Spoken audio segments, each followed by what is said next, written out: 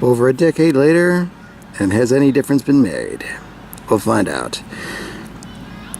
Studio Series, Voyager Class, Bonecrusher, today on Guerrilla Reviews. Yes, Bonecrusher, the named for a Constructicon, but not a Constructicon, ill-fated Decepticon from movie 1, is back, again as a buffalo, though far more vehicle accurate, as opposed to the deluxe class from the original movie 1. Obviously they had to make some stylistic choices as a result of this one, but here we have the vehicle accurate, well aside from this part, because we all know though from bonus features that this is actually much shorter, but still not a bad vehicle. Of course, considering that this thing costs $30, I would certainly hope so. Yeah, when you got this thing costing literally 3 times more than this thing, you're certainly hope for some improvement. As for the things that are effectively the same, the wheels have always been a little wonky compared to these two. Yes, they do spin, but how many of them are actually moving has always been something of an academic consideration. Although they have made things a little bit tighter here, for at least relatively less obvious as to what is a robot here. So that's at least something. Although they don't have the decal here that they had for this one. Missing his name, which is a little strange, but they make up for it relatively in other areas. But we'll get that in a little bit. As for the Minesweeper itself, yeah, it's very different from how it goes here, because here you can just kind of go like that and you're sweeping mines, relatively, whereas with this you have to twist it and then go down. Not big a difference. Also, the way it lays tends to have it be a very different. I tend to have it go this way just to have it be a little bit more flush, but it does ask the question, which way should it go? I didn't really show in the, at least didn't pay attention on the way of the box, and I kind of got rid of it, but still, I find that turning it this way makes things go a little bit better, at least in my opinion. And if that excites you, that's the way you probably have it as well. Here we go. According to the instructions, it is supposed to go that particular way. Although, apparently they have this part folded outward, but still. For reference, yes, it is supposed, the tines are supposed to be pointing upward. Yay. Moving on to transformation here, we'll start from the back and fold out what will be his hands. Then we will unclip these parts, which kind of do well enough on their own on that one. So now, kind of fold this out for right now, because it's going to be, well, part of the trademark of it.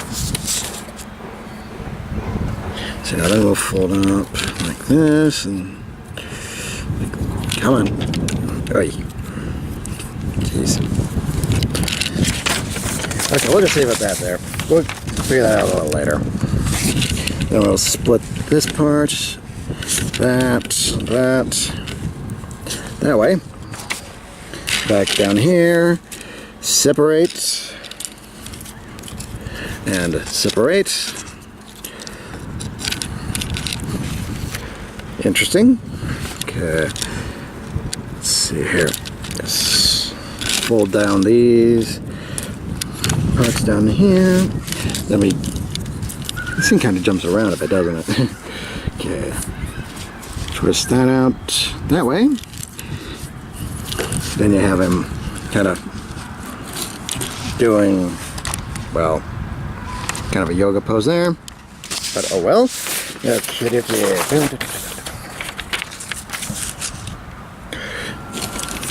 Then we will fold these parts back in like this. Then we'll fold this part inward. Like that. Then fold out these parts. Complete the hips. Okay. Here we go. Now we're getting somewhere. At least I hope so. Yeah, then we got that part going upward.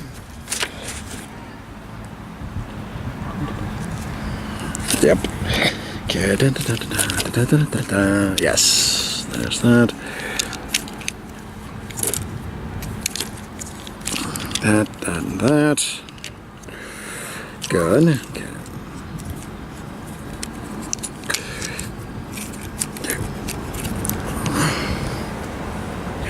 Okay, then we have that all folded in.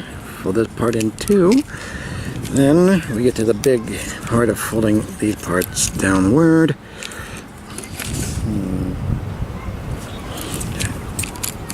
Yeah, fold that part down, then done like that. Sorry, I'm not going so much to the instructions, but this thing is a little bit wackier than the first one. But we've pretty much got it going downhill. Don't go. Okay, then it's just filling with this to get it right. Excuse me, I don't want to take care of that. Okay, so once you get it like this, you kind of have to fold it like that part, and there we go. That completes the transformation. And there we have it. Bonecrusher, robot mode. Okay, here we have the two together in robot mode here, and yes, we do see some rather significant alterations here. Obviously, you don't have the parts of the truck on the arms here, nor do you have the extendo arms from last time.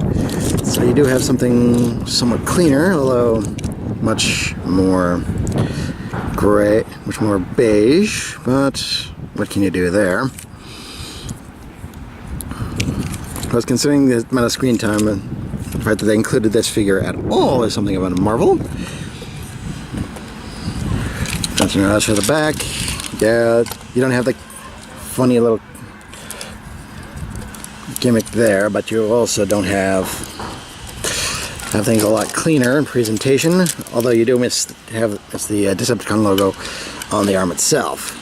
In fact, you kind of don't have any indication at all outside of the instructions as to what he is supposed to be.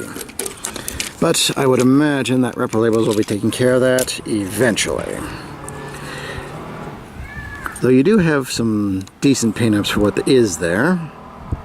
And as for the head, well, there is a whole lot more screen accurate there. And plus, yeah, the paint's wearing off on the head on that one. Not much you can do about that. Plus, you also don't have to worry about the arm coming off on this particular one, given how it's put together. So there's that. Yay. So now, as for articulation, the head is kind of on this swivel joint. Not much movement going on, but it's at least something going on there. Arms on a universal joint, as well as on the bicep there. You also have an elbow bend, as well as ports for anything that fits there.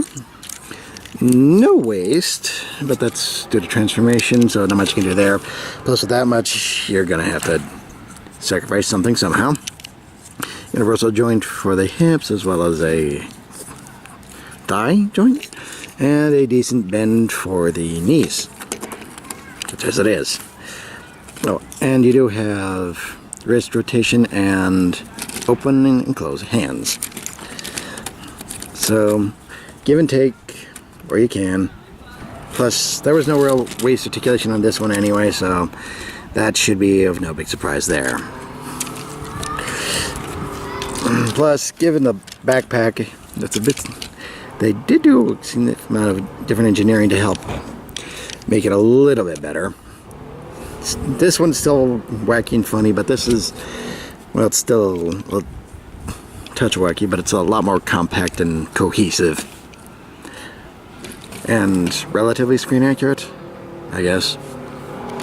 Now, as I mentioned before, this thing cost me $30. With tax, that's probably going to be a lot more for some people. So is it actually worth that? That is really up to you. That's the old argument of these things costing like twice as much as they did back in 2007, but we're not in 2007. We are in a whole different era here. So you're going to have to try and figure that out for yourself if it's actually worth it to you. Granted, there's been projects for the third party that have to make a more screen accurate or more cohesive one that costs even more. So if you're into the movie aesthetic and you have to have a Bonecrusher and you want an updated one, this is what you got, for better or worse. Anyway, I am the Deceptiwolf. This has been Studio Series Deluxe, Voyager class rather, Bonecrusher. Again, I remind you all, free your mind, free your toys.